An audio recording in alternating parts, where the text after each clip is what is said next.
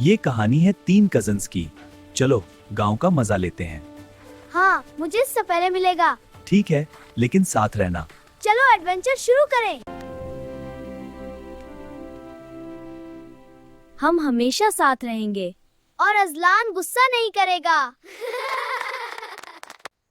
चलो फुटबॉल खेलते हैं। ये सब तुम्हारी वजह से हुआ।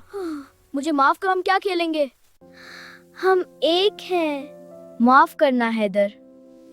कोई बात नहीं, हम हमेशा दोस्त रहेंगे।